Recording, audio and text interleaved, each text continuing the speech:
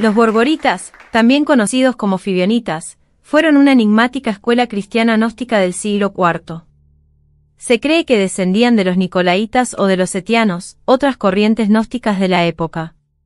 A estos grupos se les atribuía la práctica de rituales de carácter sagrado en los que la sexualidad tenía un papel central.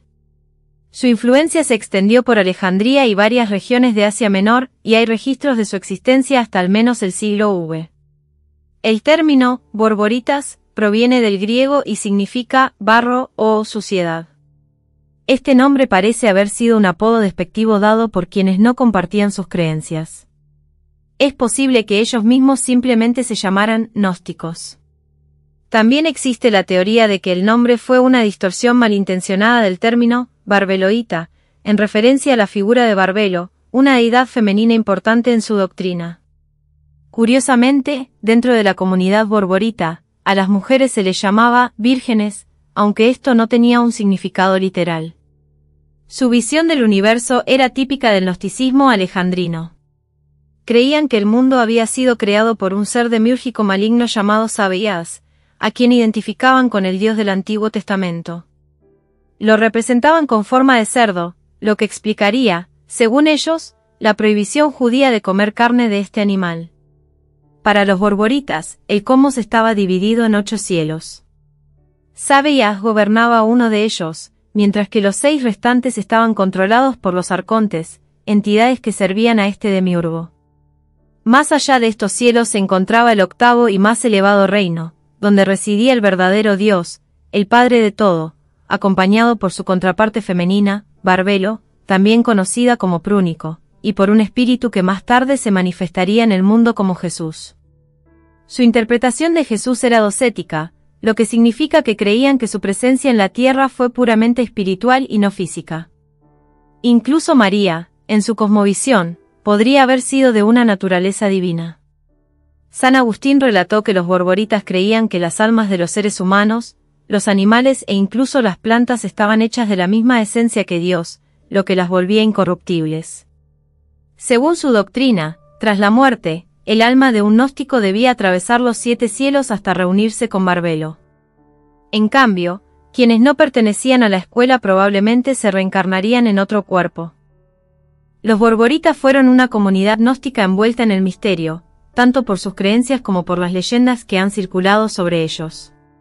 Poseían varios libros sagrados que reflejaban su visión espiritual del mundo, entre los que se encontraban el Evangelio de Eva, el Apocalipsis de Adán, el Evangelio de la Perfección y el libro de Norea, personaje que identificaban como la esposa de Noé en la tradición gnóstica. También contaban con su propia versión del Evangelio de Felipe, que probablemente había sido modificado o ampliado según sus doctrinas. Sentían una gran veneración por textos relacionados con María Magdalena, a quien consideraban una figura central en su cosmovisión. Entre estos escritos destacaban las preguntas de María, las mayores preguntas de María, las menores preguntas de María y el nacimiento de María. Asimismo, parece que tenían afinidad con los textos vinculados a Cés, el hijo de Adán y Eva, como el segundo tratado del Gran Cés y las 3 estelas de Cés. Su postura respecto al Antiguo Testamento es incierta, aunque como la mayoría de los gnósticos, rechazaban al Dios de los hebreos, al que consideraban un ser inferior y corrupto. Uno de los testimonios más llamativos sobre los borboritas proviene de Epifanio de Salamina, quien cita un fragmento del texto Las grandes preguntas de María. En este relato, se describe un episodio en el que Jesús lleva a María Magdalena a la cima de una montaña, en un acto milagroso, crea a una mujer a partir de su propio costado. Acto seguido, mantiene relaciones con esta nueva criatura y al concluir, consume su propio semen, declarando a María que esto es lo que deben hacer para poder vivir. La escena es tan impactante que Magdalena se desmaya, y Jesús, al ayudarla a incorporarse, le pregunta, «Mujer de poca fe, ¿qué te ha hecho dudar?». Este pasaje sugiere que los evangelios borboritas contenían elementos simbólicos, sexuales e incluso de humor provocador. Otro fragmento intrigante, esta vez del Evangelio de Eva, relata la aparición de un gigante angélico y una figura más pequeña ante el narrador, presumiblemente Eva. Desde la cima de una montaña, la entidad proclama, «Yo soy tú y tú eres yo, y donde tú estás, estoy yo. Estoy en todas las cosas, y cuando lo desees, me encontrarás. Pero cuando me encuentres, te encontrarás a ti mismo. Estas palabras resuenan con la idea gnóstica de la divinidad oculta dentro de cada ser humano y la necesidad de un despertar espiritual para alcanzar la verdadera iluminación. Entre los aspectos más polémicos que se les atribuyen, destaca la realización de rituales sexuales. Epifanio describe una ceremonia inspirada en los setianos que incluía una versión orgiástica de la Eucaristía. Durante estos encuentros, se recogían semen y sangre menstrual, que consideraban representaciones del cuerpo y la sangre de Cristo, y los mezclaban para elaborar una especie de elixir sacramental. Con este líquido, realizaban abluciones antes de beberlo, en un acto que, según ellos, les permitía liberar su poder espiritual y ofrecérselo a Barbelo y al verdadero Dios. Las acusaciones contra los borboritas no terminaban ahí. Se decía que, si en el transcurso de sus rituales se producía un embarazo, el feto era abortado y luego cocinado con miel y especias antes de ser consumido por la comunidad. Prácticas como esta habrían resultado aberrantes incluso dentro del mundo gnóstico, donde otras corrientes, como los carpocratianos y los valentinianos, tenían actitudes más abiertas hacia la sexualidad pero sin llegar a estos extremos. Mientras que los valentinianos solo aceptaban el sexo entre personas espiritualmente iluminadas, los borboritas veían en el acto sexual un reflejo de la pasión de Cristo. Sus creencias pueden haber estado influenciadas por los nicolaitas, quienes afirmaban que, a menos que uno copule cada día, no hallará la vida eterna, interpretando la idea de la semilla como un vehículo literal de salvación.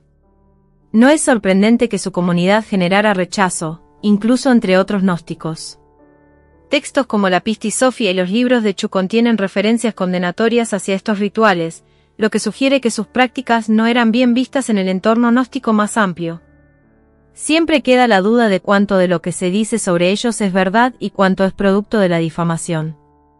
En aquella época, no era raro que las comunidades religiosas rivales se acusaran mutuamente de realizar actos escandalosos con el fin de desacreditarse. Epifanio asegura haber conocido a los borboritas de primera mano en Alejandría. Según su testimonio, un grupo de mujeres de la secta intentó seducirlo para que se uniera a ellos y, al rechazar sus insinuaciones, lamentaron no haber podido salvarlo. Epifanio, escandalizado, denunció la situación al obispo local, quien logró expulsar a la comunidad de la ciudad. En aquel tiempo, los borboritas ya eran una escuela secreta, y se dice que poseían un peculiar saludo iniciático. Al estrechar la mano de alguien, le hacían cosquillas en la palma como señal de reconocimiento. Algunos expertos, como Stephen Sherrow, consideran plausibles al menos algunas de las acusaciones.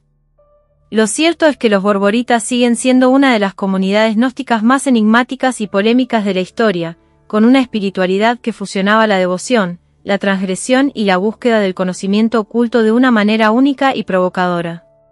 El término nicolaitas proviene del griego y significa seguidores de Nicolás. Su significado y la naturaleza exacta de este grupo han sido objeto de debate durante siglos. Diversos eruditos han ofrecido distintas interpretaciones sobre la identidad de los nicolaitas y su papel en los primeros tiempos del cristianismo. Una teoría sugiere que el término proviene de la combinación de dos palabras griegas, Nico, que significa conquistar o estar sobre otros, y laos, que significa pueblo o gente común, y de donde proviene el término laico. Bajo esta interpretación, los nicolaitas podrían haber representado una jerarquía dentro de la iglesia primitiva, un grupo que buscaba imponerse sobre los fieles comunes. El nombre aparece 2 veces en el libro del Apocalipsis, específicamente en las menciones a las comunidades cristianas de Éfeso y Pérgamo. Varios padres de la iglesia, como Ireneo, Hipólito, Epifanio y Teodoreto, mencionan a los nicolaitas, atribuyéndoles prácticas y creencias heréticas. Según algunos de estos relatos, el grupo habría sido fundado por Nicolás, uno de los 7 diáconos mencionados en el libro de Hechos de los Apóstoles. Otros autores, como Clemente de Alejandría, defienden a Nicolás, argumentando que sus enseñanzas fueron malinterpretadas por sus seguidores. Algunos estudiosos consideran que la mención de los nicolaitas en el Apocalipsis es puramente simbólica, ya que el libro está lleno de imágenes y alegorías. Desde esta perspectiva, el nombre no haría referencia a una secta concreta, sino a una actitud o corriente de pensamiento dentro del cristianismo primitivo.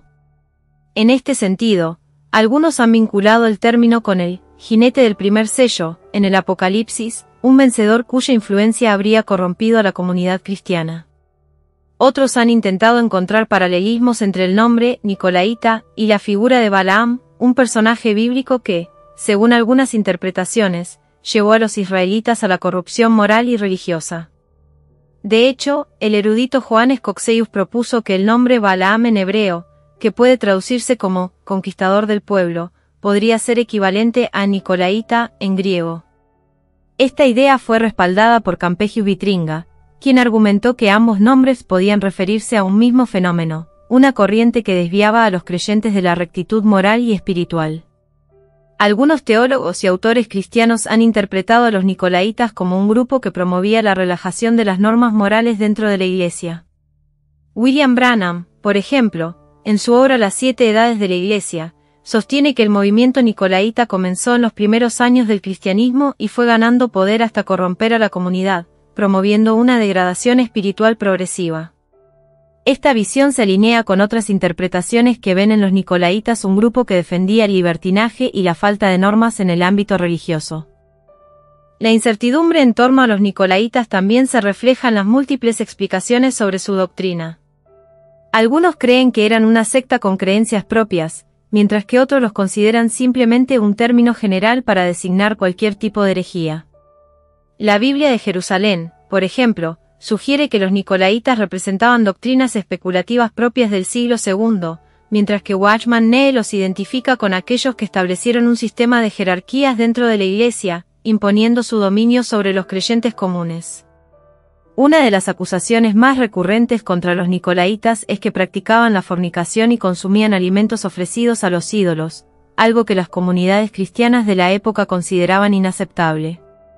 En el comentario más antiguo sobre el Apocalipsis, escrito por Victorino de Petovio en el siglo II, se describe a los nicolaítas como hombres falsos y turbadores, que justificaban el consumo de carnes sacrificadas a ídolos y afirmaban que aquellos que cometieran actos de lujuria podían recibir el perdón después de cierto tiempo.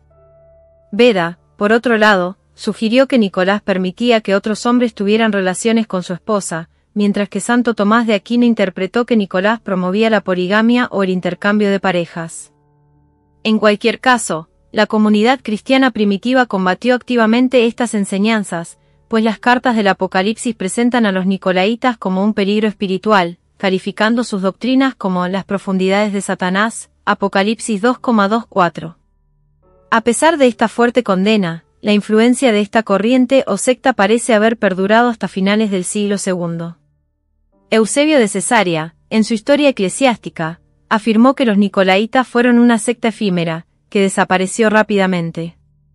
Su legado ha permanecido en los registros de la historia cristiana como una de las corrientes más enigmáticas y debatidas de la Iglesia primitiva. El setianismo fue una de las principales corrientes del gnosticismo durante los siglos II y III DC, junto con el valentinianismo y el basilidianismo, dentro del ámbito oriental del Imperio Romano.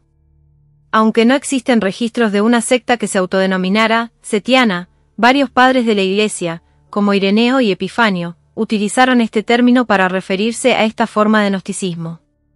Según el profesor John de Turner, el setianismo surgió en el siglo II como una fusión de filosofías judaicas helenísticas, influenciada por el cristianismo y el platonismo medio. Su origen exacto sigue siendo un tema de debate. El conocimiento actual sobre el setianismo proviene de los escritos de los padres de la Iglesia y del descubrimiento de los manuscritos de Nag Hammadi. Estos códices han revelado la existencia de una tradición religiosa competidora del cristianismo primitivo, con raíces en el judaísmo de la época del Segundo Templo de Jerusalén. Como resultado, el setianismo es considerado la forma más antigua de gnosticismo con evidencia textual, precediendo e incluso influenciando la escuela cristiana de Valentino, 120 a 160 después de Cristo. La estructura organizativa del setianismo sigue siendo incierta. Algunos estudiosos, como Hans Martin Zink, sostienen que los setianos formaban comunidades organizadas debido a la complejidad de su lenguaje teológico. Otros, como Frederick Wyss, argumentan que estos textos estaban destinados a la meditación privada de individuos con creencias similares, sin implicar una estructura formal.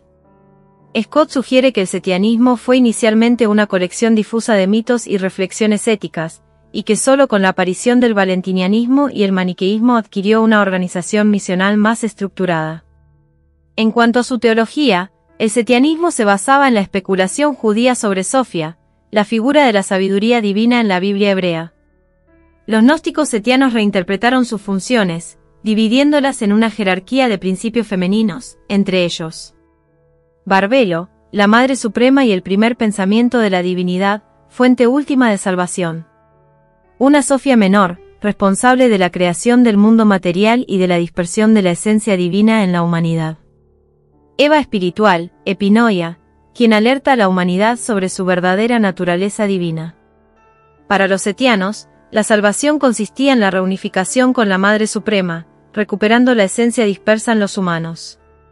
Nunca se identificaron como setianos, estos gnósticos se referían a sí mismos con términos como los que son dignos, la gran generación, la raza inamovible o la santa simiente de Set.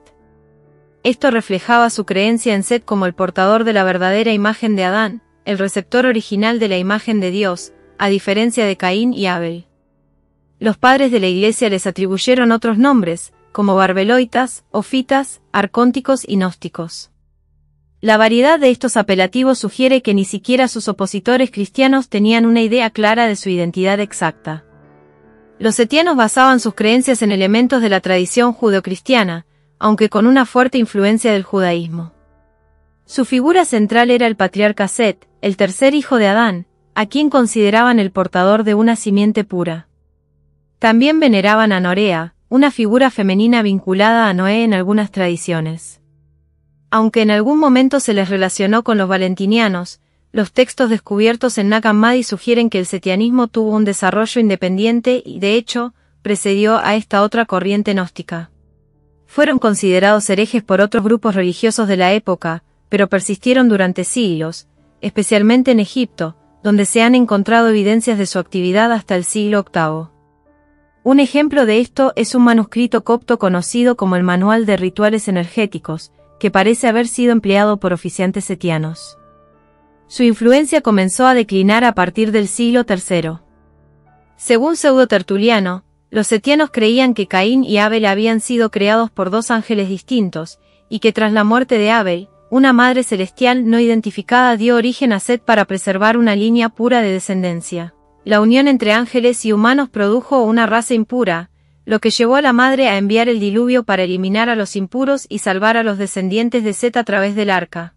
Los ángeles lograron introducir a Cam en el arca sin que la madre lo supiera, permitiendo así la supervivencia de la simiente impura. Para los setianos, Set estaba directamente relacionado con Cristo.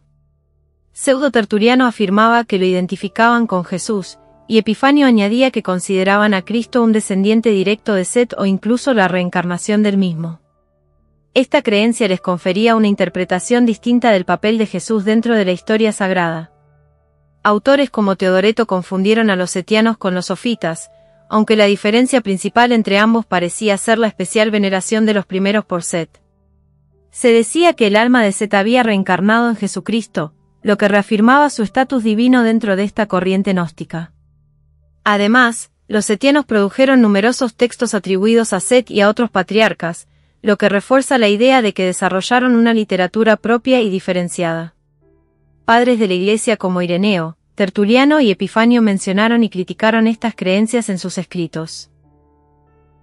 Si te ha gustado el contenido y deseas contribuir al crecimiento continuo de este canal, te invito a considerar la posibilidad de suscribirte a mi canal de YouTube. Puedes hacerte miembro por menos de 3 euros al mes. En el apartado de tienda, podrás acceder al merchandising de Estudio Alejandría. No solo estarás apoyando mi creatividad y esfuerzo, con tus compras, sino que también tendrás acceso exclusivo a contenido más detallado y enriquecedor. Como suscriptor, formarás parte de una comunidad comprometida con el desarrollo y la exploración de nuevos temas. Tu apoyo es fundamental para seguir creando contenido. Únete a la comunidad y sé parte de esta emocionante aventura. Y hasta aquí llegamos con este emocionante contenido. Si te ha gustado y quieres seguir explorando temas fascinantes como este, no olvides suscribirte al canal y activar la campanita para recibir notificaciones de nuestros nuevos vídeos. Si te ha gustado el contenido y deseas contribuir al crecimiento continuo de este canal, te invito a considerar la posibilidad de suscribirte a mi canal de YouTube. Puedes hacerte miembro por menos de 3 euros al mes. En el apartado de tienda, podrás acceder al merchandising de Estudio Alejandría. No solo estarás apoyando mi creatividad y esfuerzo, con tus compras, sino que también tendrás acceso exclusivo a contenido más detallado y enriquecedor. Como suscriptor, formarás parte de una comunidad comprometida con el desarrollo y la exploración de nuevos temas. Tu apoyo es fundamental para seguir creando contenido. Únete a la comunidad y sé parte de esta emocionante aventura. Y hasta aquí llegamos con este emocionante contenido. Si te ha gustado y quieres seguir explorando temas fascinantes como este, no olvides suscribirte al canal y activar la campanita para recibir notificaciones de nuestros nuevos vídeos.